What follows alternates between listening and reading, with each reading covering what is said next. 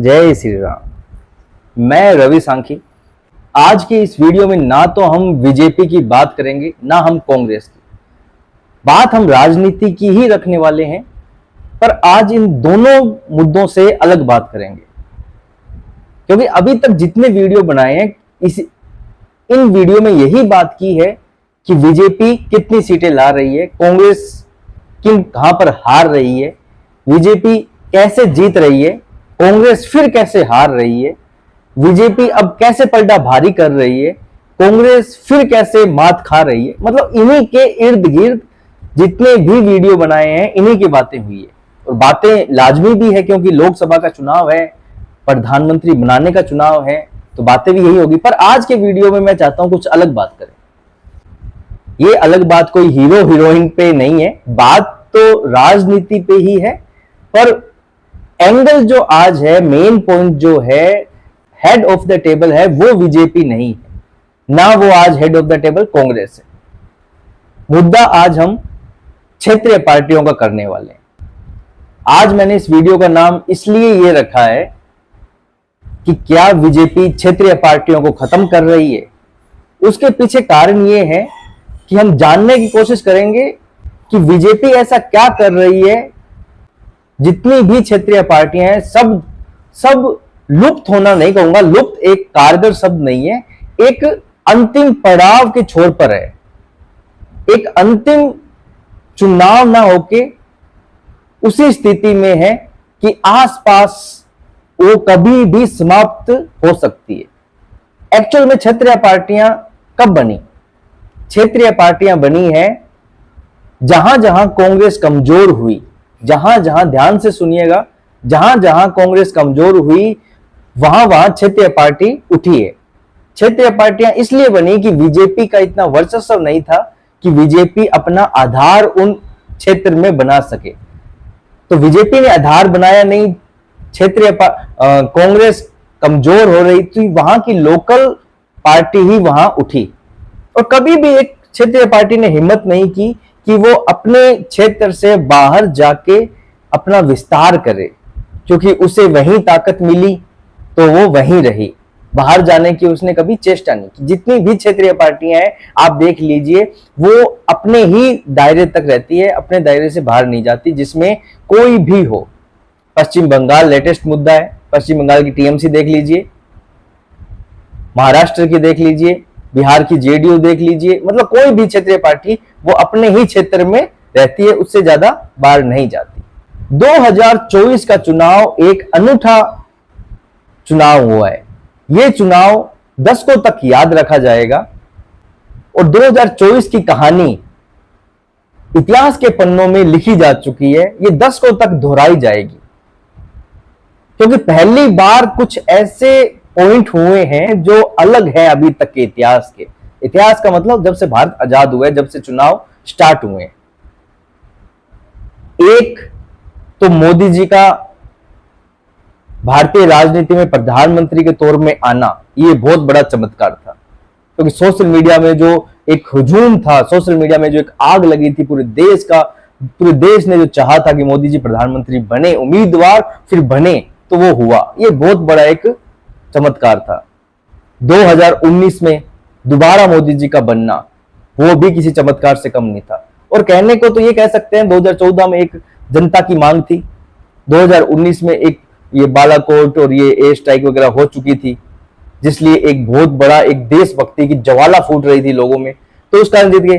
पर 2024 में क्या? 2024 में तो ऐसा कुछ मुद्दा नहीं है। फिर भी नरेंद्र मोदी जी का कॉन्फिडेंस इतना ज्यादा हाई है कि उन्होंने 400 पार का नारा दे दिया और विपक्ष उसमें फंस भी गया। विपक्ष ने उसी के इर्द गिर्द अपना लमसम चुनाव लड़ा है।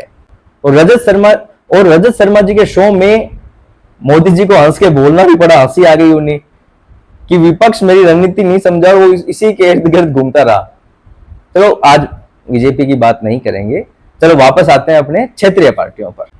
सोच के देखिएगा 2024 के चुनाव में सबसे बड़ा क्या हुआ है। इस पूरे चुनाव में सबसे बड़ा क्या हुआ है? कोई कहेगा बीजेपी की जीत, नहीं। कोई कहेगा कांग्रेस की सबसे बड़ी हार, नहीं। कोई कहेगा राहुल गांधी हार रहे हैं, नहीं, वो हार रहे होंगे, पर सबसे बड़ा ये नहीं हुआ। कोई कहेगा उत्तर प्रदेश क्लीन स्वीप कर रहे हैं, नहीं हुआ होगा पर नहीं।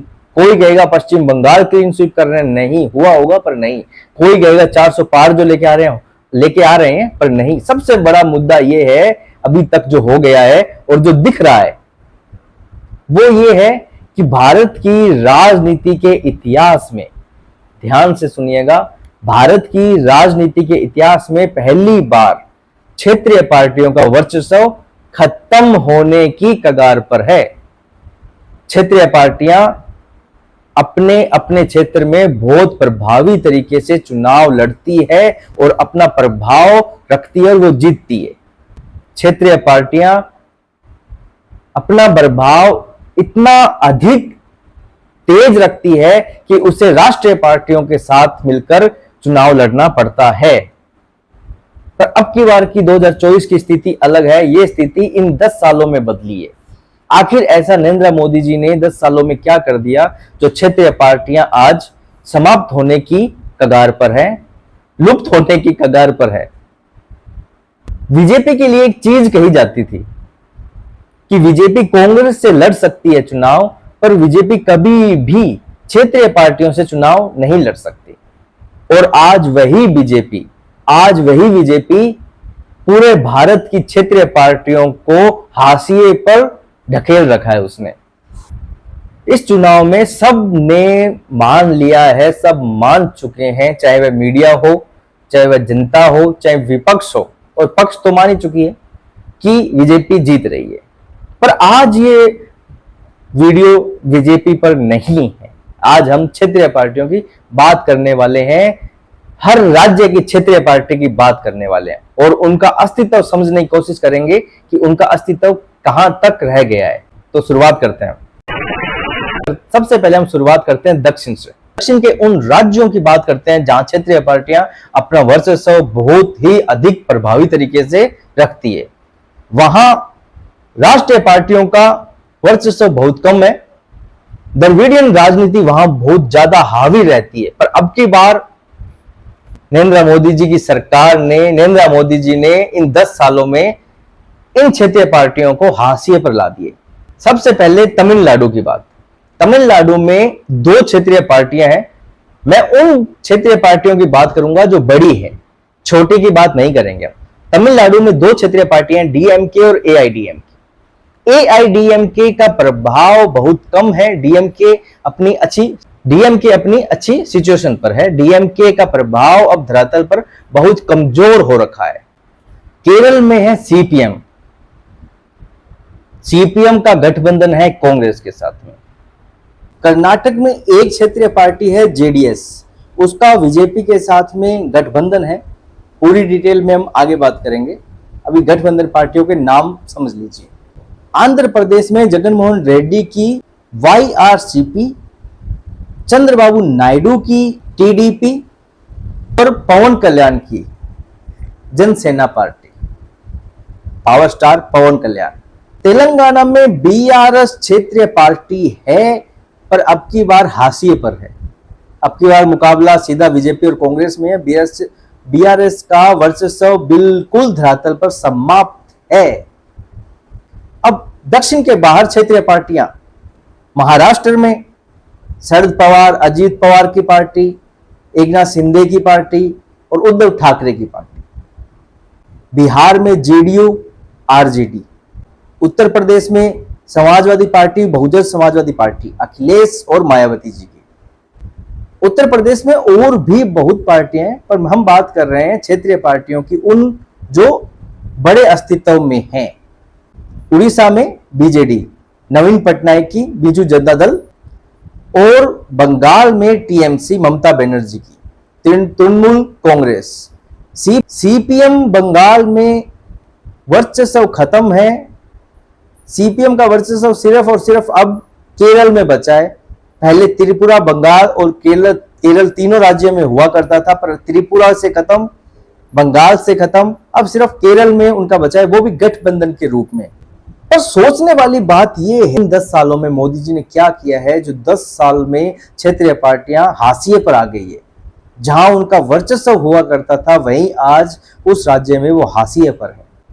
इस चुनाव में सिर्फ और सिर्फ एक पार्टी ऐसी है जो अपना परफॉर्मेंस बेस्ट कर रही है, जो बढ़ती हुई दिखाई दे रही है। ये पार्टी है टीडीपी, तेलुगु देशम पार्टी। सिर्फ ये एक पार्टी ही बढ़ती हुई नजर आ रही है। उसके अलावा जितनी भी क्षेत्रीय पार्टियां हैं सब अपने परफॉर्मेंस से, जितना उन्होंने किया था उससे भी बहुत कम में नजर आ रही है। पहली है ये टीडीपी, दूसरी पार्टी है डीएमके।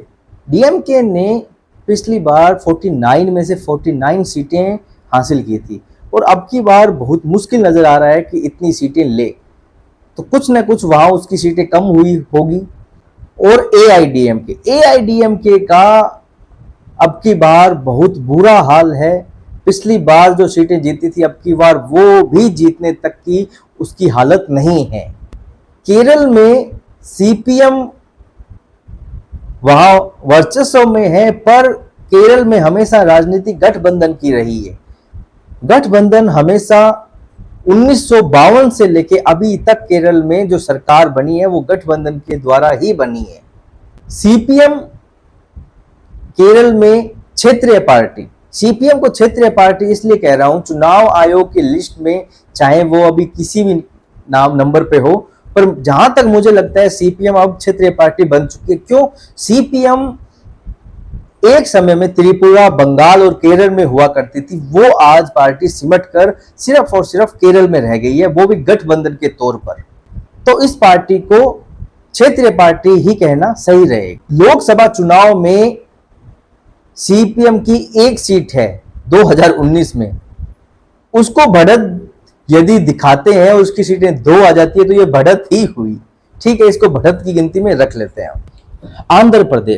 आंध्र प्रदेश में वाईआरसीपी 2019 में 25 में से 22 सीटें पिछली बार वाईआरसीपी जीती थी और अब की बार की सिचुएशन वहां ऐसी है 5 सीटें भी जीतना मुश्किल है। सोचिए, पिछली बार 25 में से 22 सीटें और अब की बार 5 सीटें भी वहां जीतना मुश्किल है। वहां बढ़ती हुई पार्टी है टीडीपी और बीजेपी गठबंधन है, इसलिए मैं बीजेपी का नाम ले रहा हूं। बीजेपी को आंध्र प्रदेश में 6 सीटें मिली है गठबंधन के रूप में और वो 3 से 4 सीटों पर जीत सकती है आंध्र प्रदेश में। पर आज बात हम बीजेपी की नहीं कर रहे हैं, आज बात कर रहे हैं क्षेत्रीय पार्टियों की। टीडीपी एकमात्र पार्टी है जो इस लोकसभा चुनाव में बढ़ती हुई दिखाई दे रही है और वो पार्टी गठबंधन में बीजेपी के साथ है। हाँ, एक चीज और कहना चाहता हूं मैं, उन क्षेत्रीय पार्टियों का वर्चस्व खत्म हो रहा है, वो क्षेत्रीय पार्टियां हाशिए पर आ रही है, वो क्षेत्रीय पार्टियां ऑक्सीजन सिलेंडर ढूंढ रही है जो बीजेपी के साथ नहीं है। ये बात ध्यान रखिएगा। सिर्फ और सिर्फ वही पार्टियां, क्षेत्रीय पार्टियां लुप्त होने के कगार पर है या वर्चस्व खत्म होने के कगार पर है जो बीजेपी के साथ गठबंधन में नहीं है। और जो बीजेपी के साथ में है वो अच्छा परफॉर्म कर रही है, ये चीज ध्यान रखिएगा। तेलंगाना बीआरएस अब समाप्त होने के ही कगार पर है। तेलंगाना में सीधी फाइट बीजेपी वर्सेज कांग्रेस है। जहां एक समय पे बीआरएस का सिक्का था, वहीं आप वो पार्टी अब ढूंढने से भी धरातल पर नहीं मिल रही है। आखिर ऐसे 10 सालों में मोदी जी ने क्या कर दिया है? बिहार जेडीयू का बीजेपी के साथ गठबंधन है।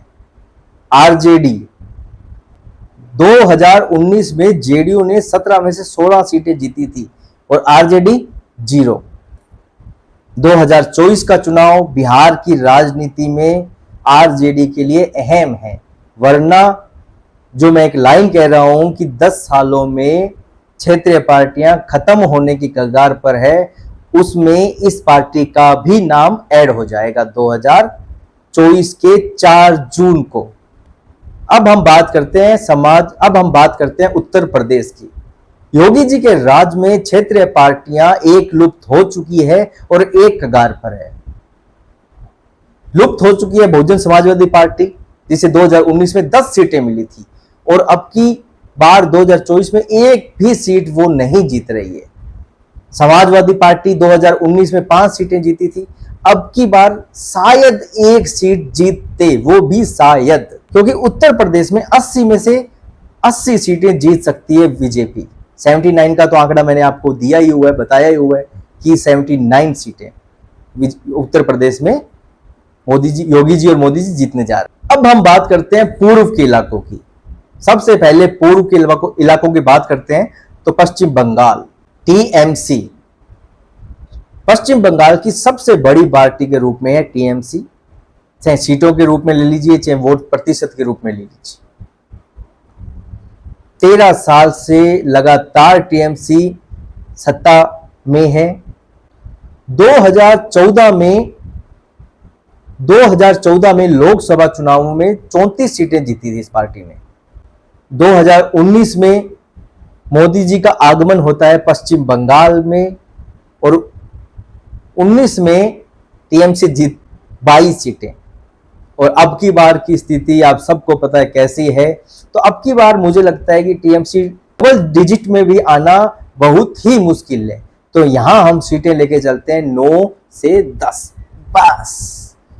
तो क्लीन स्वीप करने जा रही है पश्चिम बंगाल में बीजेपी। उड़ीसा, बीजेडी, बिजू जनता दल, नवीन पटनायक जी की पार्टी, 24 साल से ये पार्टी सत्ता में है। नवीन पटनायक 1998 में लोकसभा के सदस्य चुने गए थे। 2000 में मुख्यमंत्री के रूप में उड़ीसा में आए और तब से लेके अभी तक ये कंटिन्यू मुख्यमंत्री है। पर अब की बार माहौल चेंज है। वहां अब की बार नरेंद्र मोदी जी की तूफान है, आंधी है। तो लोकसभा और विधानसभा दोनों में ही उनकी हालत खराब है। यदि हम कहें कि बीजेडी अपने सबसे बुरे दौर में है तो ये शब्द कहीं कहे हुए गलत नहीं होंगे। पिछली बार बीजेपी 8 और कांग्रेस 1 सीट जीती थी विधानसभा में। लोकसभा में बीजेडी ने 21 की 21 सीटें जीती थी। और 2024 में अब की बार बीजेपी कम से कम 11-12 सीटें लेके आएगी उड़ीसा में लोकसभा चुनाव। एक कर्नाटक, जो हमने दक्षिण के क्षेत्र में जो बात करनी थी वो नहीं कर पाए, भूल गए थे। कर्नाटक में भी जेडीएस जो क्षेत्रीय पार्टी है उसका गठबंधन है बीजेपी के साथ। पिछली बार 2019 में सिर्फ 1 सीट जेडीएस ने जीती थी। अब की बार गठबंधन में उन्हें जो सीटें मिली है, हो सकता है गठबंधन के कारण वो 3 सीटें जीत ले। पर यदि 1 से 3 में आप बढ़त कह रहे हैं तो ये बढ़त नहीं है, सिमट रहे हैं। जितने भी क्षेत्रीय दल हैं इस लोकसभा चुनाव में वो बढ़ते हुए नजर नहीं आ रहे, वो सिमटते हुए नजर आ रहे हैं। और इसका इफेक्ट आप विधानसभा चुनाव में जरूर देखने को मिलेगा। ये एक आगाज है विधानसभा चुनावों में, जहां जहां क्षेत्रीय पार्टियां अब खत्म हो रही है, सिमट रही है, विधानसभा में उनकी परफॉर्मेंस और ज्यादा बुरी होने वाली है। पूरी राष्ट्रीय राजनीति पर क्षेत्रीय पार्टियां जो सिमट रही हैं उनका प्रभाव कम हो रहा है सिर्फ और सिर्फ इन 10 सालों में। 2 बातें समझने की कोशिश करेंगे। क्षेत्रीय पार्टी आखिर क्यों बनती है और अब वो क्यों हाशिए पर जा रही है। मैंने आपको पहले ही बताया क्षेत्रीय पार्टियां तब बनी थी जब कांग्रेस जहां जहां कमजोर हुई थी, वहां क्षेत्रीय पार्टियां उठी थी कि वो बीजेपी इतनी प्रभावी रूप से वहां प्रभाव नहीं छोड़ सकी अपना, और क्षेत्रीय पार्टियों ने वो एरिया कवर कर लिया। और अब उनके सिमटने का कारण ये है कि वो पार्टियां अपने ही एक इलाके में रही, अपने ही एक क्षेत्र में रही, वो बाहर आने की उन्होंने कोशिश नहीं की। जब तक उनकी ताकत बढ़ी तब तक बढ़ी, जैसे ही एंटीक्वेंसी हुई उनकी ताकत कमजोर हुई और वहीं वो सिमट के रह गई। देखिए, बीजेपी का प्रभाव 2 तरीकों से बढ़ रहा है। और भारत की राजनीति में बात करें तो सिर्फ और सिर्फ 3 ही पार्टियां हैं, कांग्रेस, भारतीय जनता पार्टी और क्षेत्रीय पार्टियां। ये 3 ही पार्टियां हैं। कांग्रेस सबसे पुरानी पार्टी, उसके बाद में क्षेत्रीय पार्टियां और बीजेपी। बीजेपी 2 चीजों में अब की बार प्रभावी रूप से सक्रिय है। पहली, बीजेपी अपना प्रभाव 2 चरणों में बढ़ा रही है। ये ध्यान देने योग्य बात है, ध्यान से समझने योग्य बात है, ध्यान से सुनिएगा। बीजेपी अपने दो चरणों में प्रभाव बढ़ा रही है। पहला कांग्रेस, मतलब कांग्रेस को वो हाशिए पर ले जा चुकी है। कांग्रेस को जो एक कांग्रेस मुक्त का जो नारा दिया मोदी जी ने, जो उनकी इच्छा है वो पूरी तो नहीं हो रही है, पर वो हाशिए पर जरूर सिमट चुकी है कांग्रेस। कांग्रेस के पास में इतनी सीटें भी नहीं है कि वो प्रतिपक्ष का पद भी वो ले सके। कांग्रेस के पास में इतनी सीटें भी नहीं है कि प्रतिपक्ष का पद भी ले सके। और जहां जहां कांग्रेस के खिलाफ बीजेपी का एक चुनाव होता है, सीधा आमना सामना होता है, वहां बीजेपी की स्ट्राइक रेट 80, 85, 90% रहती है। दूसरा है क्षेत्रीय पार्टियों से। क्षेत्रीय पार्टियों से बीजेपी का अब की बार जो एक लड़ाई रही है, जो एक संघर्ष रहा है, वो ऐसा रहा है कि इन 10 सालों में नरेंद्र मोदी की कूटनीति ने, राजनीति ने क्षेत्रीय पार्टियों को समाप्त होने की कगार पर लाके खड़ा कर दिया है। ये पार्टियां जो अपना वर्चस्व रखती थी कई दशकों से, वो पार्टियां आज अंतिम सांस ले रही है। इक्की दुखी पार्टी को छोड़ के बाकी सभी क्षेत्रीय पार्टियां हाशिए पर आ चुकी है। अगला संघर्ष स्टेट वाइज होने वाला है, राज्य दर राज्य होने वाला है, बीजेपी वर्सेस क्षेत्रीय पार्टियों का। बीजेपी और कांग्रेस का चुनाव नहीं, ये बीजेपी वर्सेस क्षेत्रीय पार्टियों का होने वाला है अगला संघर्ष। आखिर वो कौन सी पार्टियां थी जिन्होंने अपना बड़े लेवल पर किला बनाया? क्षेत्रीय पार्टियों ने तमिलनाडु में, महाराष्ट्र में और पश्चिम बंगाल में, इन 3 राज्यों में क्षेत्रीय पार्टियों ने अपना किला बनाया था। और इन 10 सालों में नरेंद्र मोदी ने वो किला तहस नहस कर दिया। ये लोकसभा 2024 का चुनाव आने वाले विधानसभा का चुनाव तय करेंगे कि क्षेत्रीय पार्टियां इस लोकसभा चुनाव में अस्तित्व उनका खतरे में है, अंतिम कगार पर है। तो विधानसभा चुनाव आते आते वो हाशिए पर ढकेल दिए जाएंगे, हाशिए तक चले जाएंगे। और बीजेपी के लिए विधानसभा का चुनाव जीतना बहुत ज्यादा इजी हो जाएगा, क्योंकि तब तक क्षेत्रीय पार्टियां अपने अंतिम कगार पर होगी, ऑक्सीजन लेवल पर होगी। भारत के इतिहास में पहली बार क्षेत्रीय पार्टियां इतनी कमजोर हुई। आज तक क्षेत्रीय पार्टियां इतनी कमजोर नहीं हुई। यदि एक राज्य में क्षेत्रीय पार्टी कमजोर हुई तो दूसरे में मजबूत थी, पर पहली बार देखा जा रहा है कि पूरे भारत में क्षेत्रीय पार्टियां इतने बड़े लेवल पे कमजोर हुई है। किसी की भी बात कर लीजिए, मैंने अभी किले बताए हैं आपको, तमिलनाडु, महाराष्ट्र, पश्चिम बंगाल, ये तीनों राज्य किलों में थे क्षेत्रीय पार्टियों के। इनके तीनों के गढ़ मोदी जी ने ढा दिए हैं। ये नरेंद्र मोदी जी की राजनीति है जो विकसित भारत की तरफ बढ़ रही है, और उसमें जो जो अड़चने देगा समाप्त होना पड़ेगा। तो आज का मुद्दा में यहीं समाप्त करते हैं। कल मिलेंगे राजनीति के किसी नए इंटरेस्टिंग पॉइंट के साथ। तब तक के लिए जय श्री राम।